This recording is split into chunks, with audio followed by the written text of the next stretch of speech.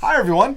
With me today is Haley Sylvan, the Director of Education. Conservation Education here at Zoo New York. And recently we realized that maybe other people, totally not me at all, didn't know the difference between reptiles and amphibians.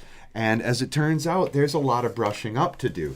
So, Haley, what's the main misconception about reptiles and amphibians and what makes them different? Everyone thinks amphibians are reptiles and reptiles are amphibians. Right.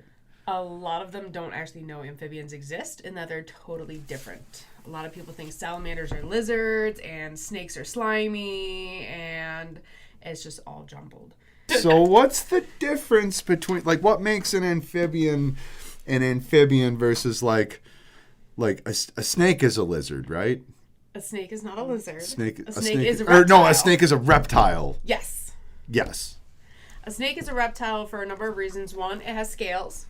Okay. Right, so amphibians do not have scales. No scales. No scales. They typically have skin, although it can take various different types of forms. So it could be bumpy. It could appear to have what we commonly call warts, so like toads and warts. A lot of people know about that, though they're not officially warts. They might have smooth skin, or they might be slimy, like you're trying to grab a bar of soap.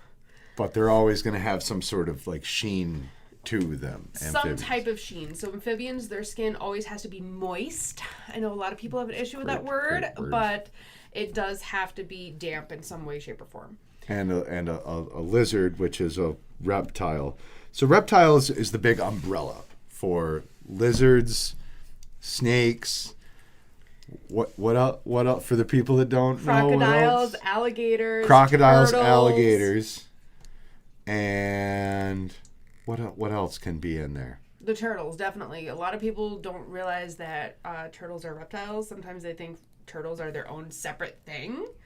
But turtles are definitely reptiles. They fall under, again, earlier we briefly talked about herpetology, which is the study of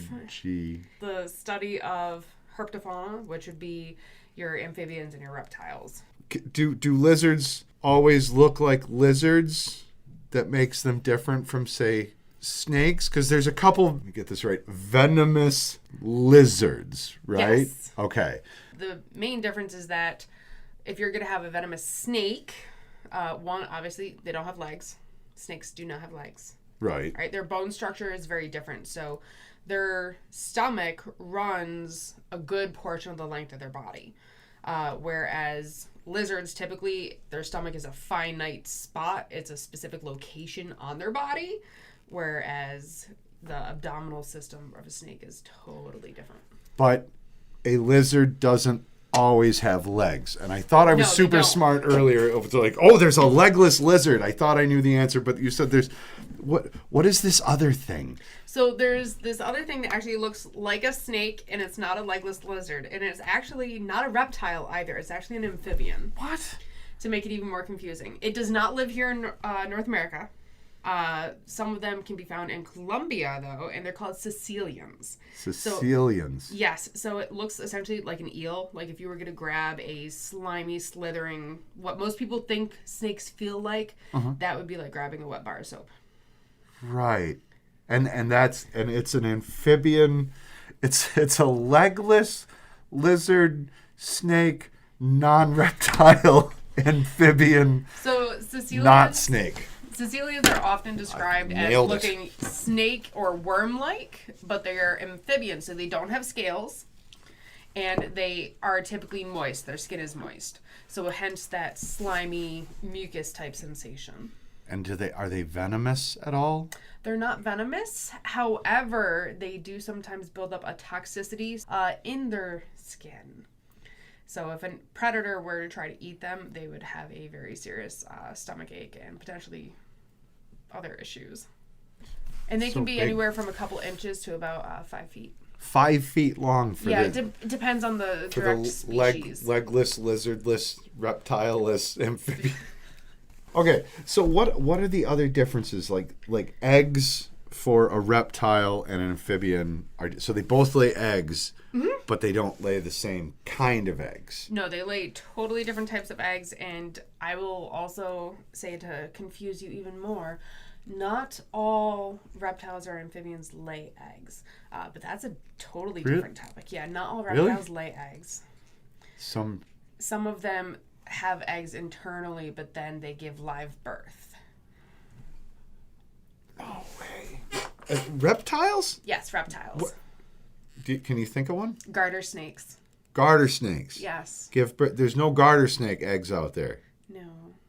What happens to the egg? So the eggs are internal, and then they actually will give live birth. Do the eggs come out at the same time, or is it just like, does the body just absorb that in? I have so many questions. So the eggs are kind of not in a state of having a shell, if that makes sense. But our amphibians are typically known for having the external gelatinous type eggs. They do not have any type of hard coating. They're always kind of jelly-like, and they have to be in a moist location. They have to be wet because they have nothing to protect them. Whereas some of your amphibians, you'll get leathery eggs, you'll get hard eggs. Sorry, not amphibians, your reptiles. You'll get the leathery or the hard eggs. But your amphibians, you will always have that jelly-like substance. So it's kind of like if you were to take a grape and de-skin it and then coat it in a jelly, that's kind of the texture that you would get. Or those lovely little water beads. That's crazy. Amphibians, do they always lay eggs? Yes, as far as I'm aware, amphibians always lay eggs. And amphibians, usually hundreds to thousands at a time. And reptiles, when they hatch, they're pretty much ready to go. Whether it be egg internal eggs or not, they're kind of ready to run. Yeah, so reptiles, as soon as they hatch or are birthed or whatever, they will look like a miniature version of an adult. Right? So they will immediately look like their parent counterpart. However, amphibians go through metamorphosis. They will change their body makeup and their structure and their appearance drastically. And that can be over one summer, or it can be over multiple years, depending on the species. Yes, years. There's amphibian species that take years to go from tadpole to bullfrog, effectively. The bullfrog is one of those, yes. Really? For reals.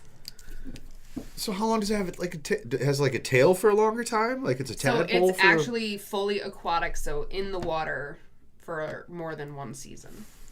In the water for more than one season. That's amazing. Was it the salamander that has sort of like a tentacle full of gills on its head? It looks like a unicorn, but it's breathing through it? Yep, so the spotted salamanders will actually come out in like a nymph stage. They'll also have a tail, and they will have gills. And then as they evolve, they'll go to a juvenile form where they are typically on land. Or, adult form as a salamander. The juvenile form that would be on land is when you're a newt, because then you kind of go backwards.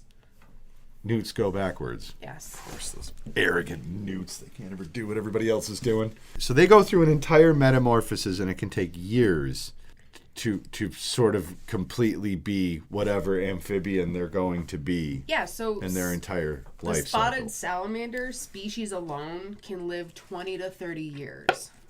And yes, they are here in Jefferson County. Really? Yes. That's amazing. If you could think of any one thing that you want people to know more than anything, what would it be? Amphibians aren't reptiles. Amphibians aren't reptiles. Know the difference, and then tell all your friends all the cool stuff you learned without admitting that you never knew in the first place. And one of That's the basically huge what things, we're doing. Our amphibians, they really struggle because they're extremely susceptible to pollution. So if their water becomes polluted or their habitat becomes polluted, one, they're not huge. They don't travel giant distances. It's not like they can migrate like birds do. They'll typically stay within the same either 100 yards or mile or so their entire lives. A lot of them are not going to be able to get away from pollution. Right, so your backyard is their entire universe. It could be their entire life. There are some amphibian species that they might only move 3 yards in their entire life, which for those out there, 3 yards is only about 9 feet.